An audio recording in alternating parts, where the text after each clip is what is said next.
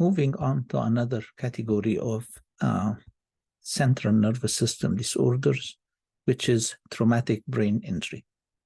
Head injuries are not uncommon, and among the risk factors for head injury, age, transportations, sports, and most of head injuries are closed injuries or blunt injuries. Of course, open injuries can happen because of bullets or knife trauma, but these are not as common as the blunt or closed injury.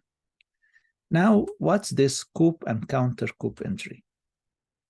In this example, if you fall and the back of your head hits the ground, then this area of your brain, the direct impact of the trauma, will develop contusion or hemorrhage or whatever. So this is the initial point of contact or impact, and this is the coup injury. And then when you hit your head to the ground like this, your brain is gonna bounce inside your skull, and the opposite point, this front point of your brain, will hit the inner aspect or the inner surface of the skull, and this will cause what's known as the counter coup injury. So that's the what we mean by the counter coup injury. Primary, secondary, tertiary brain injury. Primary injury is the direct result of the trauma, whether brain contusion, hematoma, or whatever. Secondary, like the indirect consequences like cerebral edema, increased intracranial pressure. And finally, tertiary brain injury is the systemic complications that can contribute to further brain injury.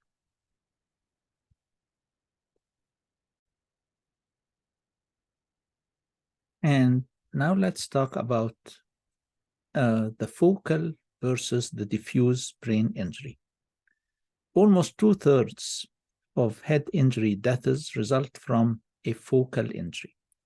A focal injury results in an extradural hemorrhage, subdural hematoma, or intracerebral like this. So you can have epidural hematoma, and we talked about the mechanisms and the 3 phases of epidural or extradural hematoma. You get initial concussion and reversible loss of consciousness, very brief period of loss of consciousness, followed by regaining consciousness in the lucid interval. And then as this epidural hematoma grows, and it grows rapidly because most of the time it's due to arterial bleeding, when it grows and increases the intracranial pressure and causes herniation of the brain stem, this will result in final and terminal loss of consciousness.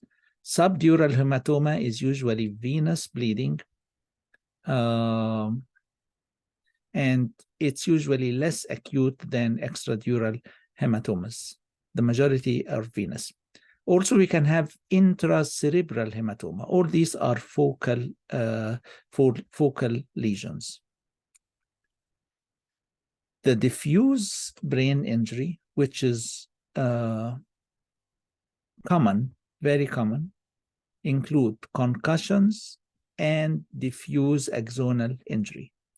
And concussion is the most common form of traumatic brain injury. So let me now discuss this diffuse traumatic brain injury using the whiteboard.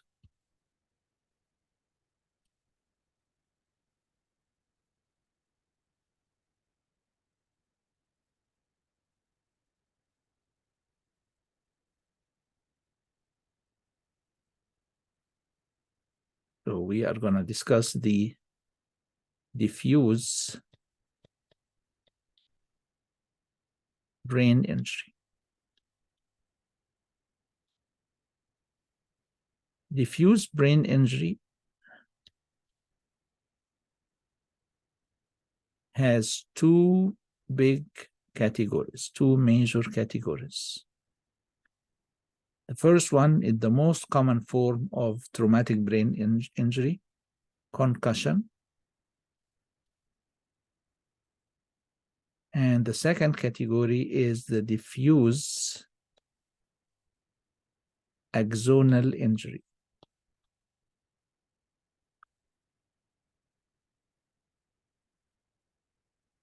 Or DAI. Now, concussion can be further subdivided into mild concussion and classic concussion. And the DAI, the diffuse axonal injury, can be further subdivided into mild, moderate, and severe.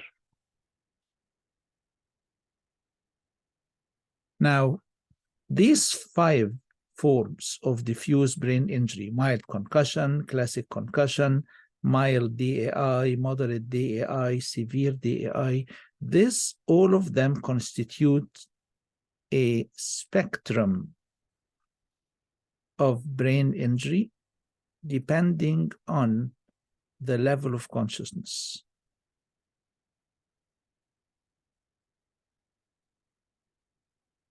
So in mild concussion, starting with mild concussion, where there is no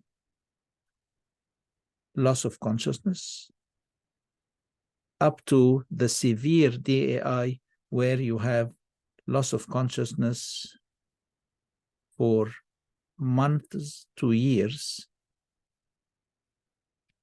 or even permanent loss of consciousness. So let me start first by the discussion of concussion. What is concussion? Concussion is shaking of the brain inside the skull as a result of trauma. So if we consider this box at the skull, let me put a brain inside.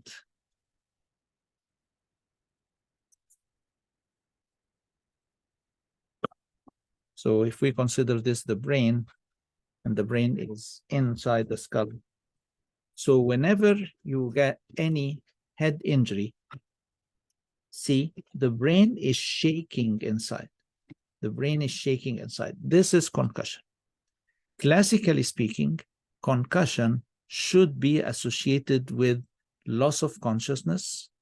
Classically speaking, classic concussion, there should be loss of consciousness anywhere between 1 second up to 6 hours.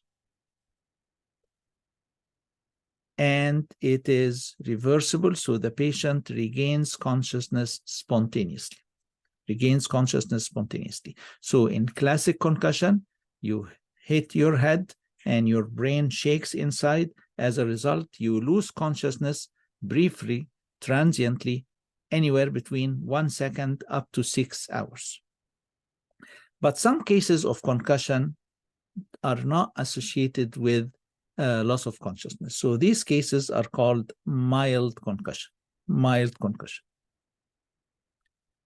What else is there in concussion? In mild concussion, you get just kind of dizziness, or you lose concentration for some time, and you develop loss of memory. And there are 2 types of loss of memory, and these are also present in classic concussion: retrograde and antegrade.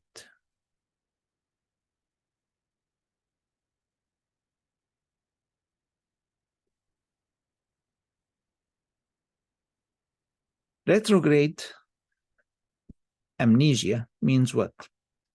If you hit your head at 4:30 p.m., you forget what happened at 4 p.m., at 3:30 p.m., at 3 p.m. You forget what happened before the injury. That's retrograde amnesia.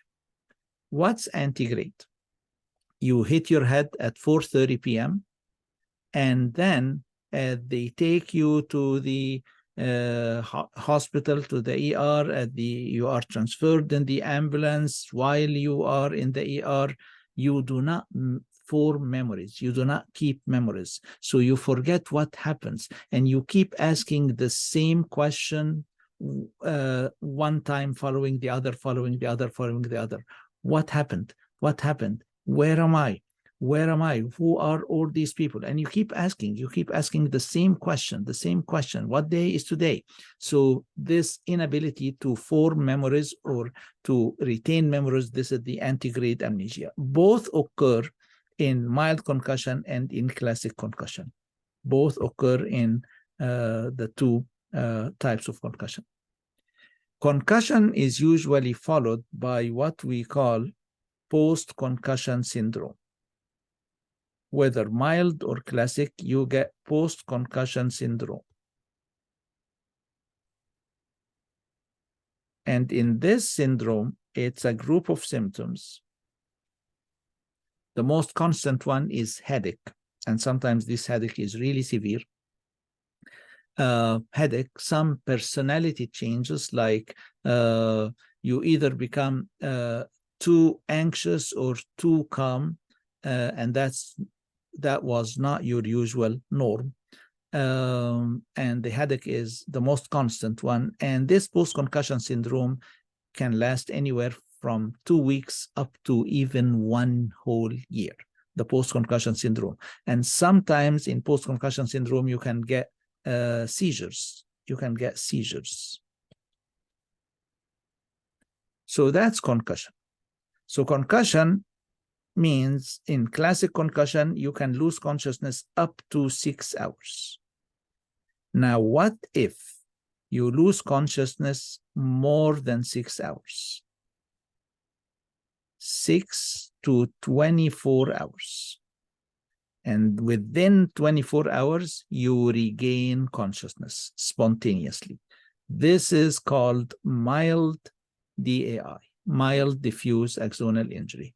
It's reversible loss of consciousness for maximum 1 day.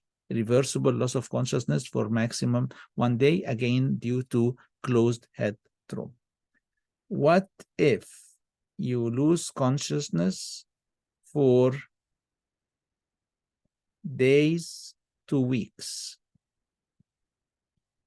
and then you regain consciousness spontaneously? That's moderate diffuse axonal injury. What if you lose consciousness for months to years, whether you regain it after years or you don't regain it? This is severe diffuse axonal injury. And the longer the duration of coma, the longer the duration of loss of injury, the more risk for permanent neurologic damage following this head trauma. Diffuse axonal injury. What happens in diffuse axonal injury? So let me draw the brain. So if this is a drawing of the brain, and it has all these sulci and gyri. You know what? Let it be an empty brain better. So the cerebral cortex has brain cells, or the neuron cell bodies here at the cerebral cortex.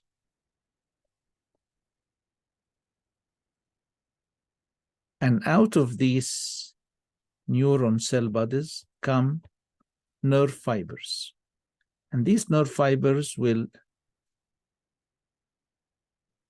traverse the brain.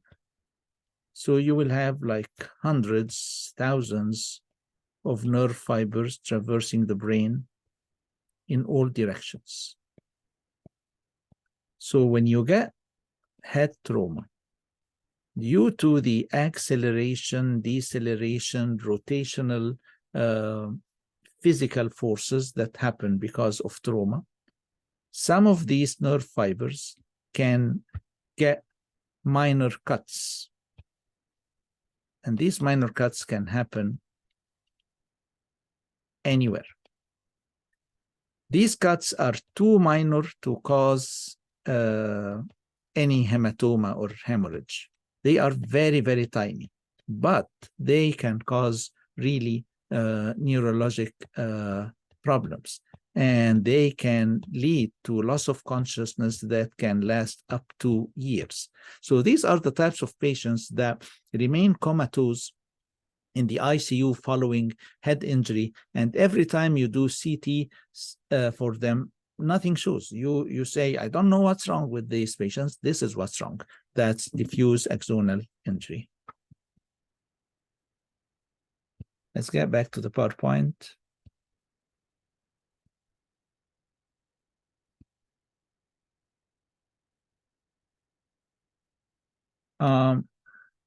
Okay, moving on to another big category of CNS disorders, the cerebrovascular disorders, or the stroke.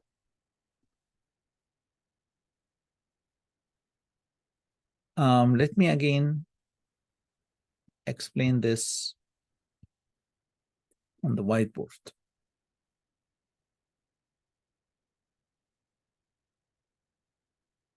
Stroke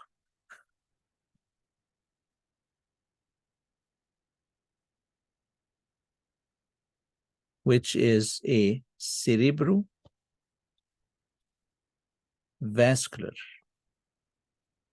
issue. So it involves vascular lesion in the blood vessels feeding the brain. Vascular lesion in the blood vessels feeding the brain. And what's this lesion? You either cut an artery or you block an artery going to the brain. If you cut an artery, we call this hemorrhagic stroke.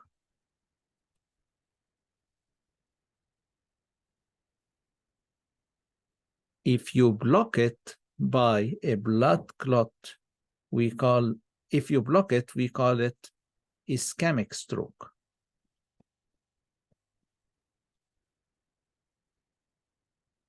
And you can block it by a blood clot, and we call this thrombotic,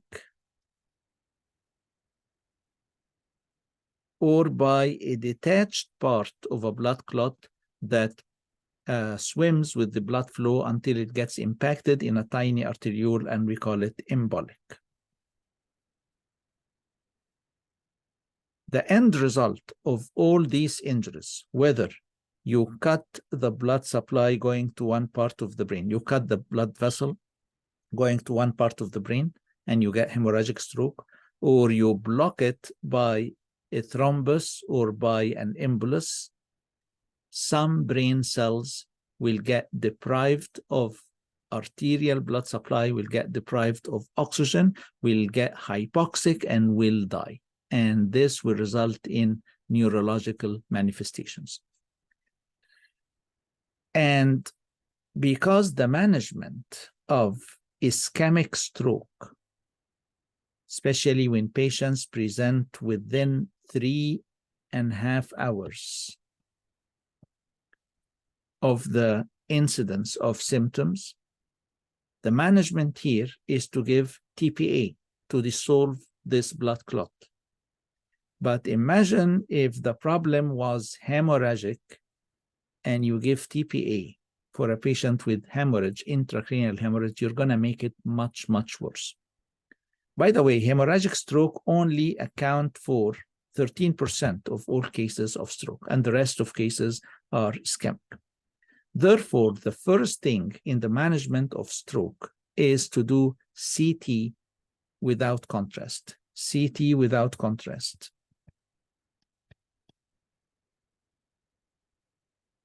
To differentiate between or to exclude hemorrhagic stroke. If there is hemorrhagic stroke, we don't do anything. We don't give TPA, of course.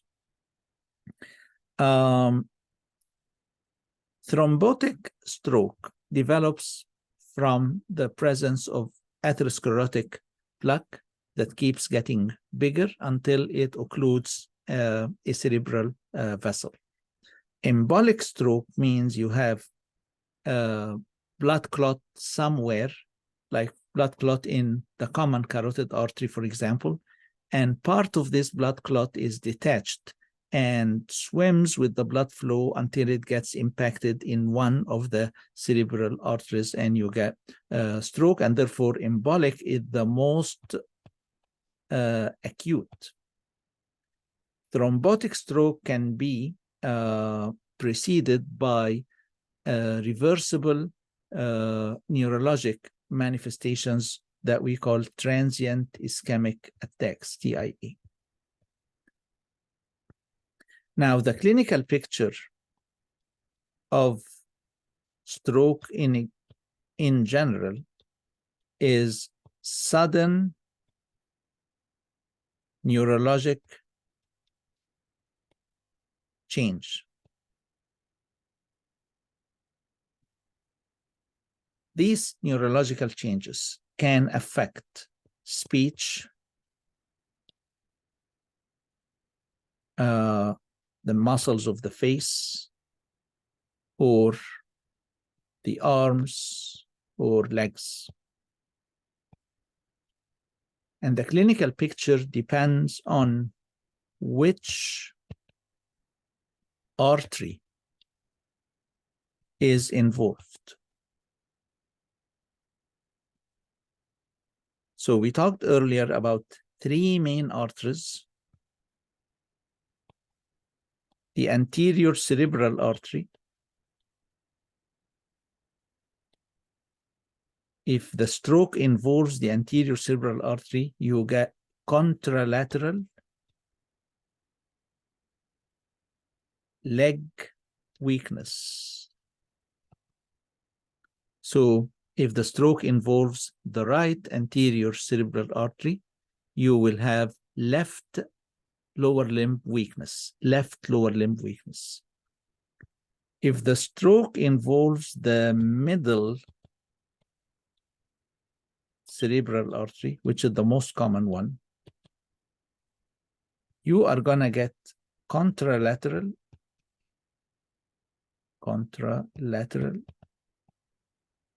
arm and leg weakness.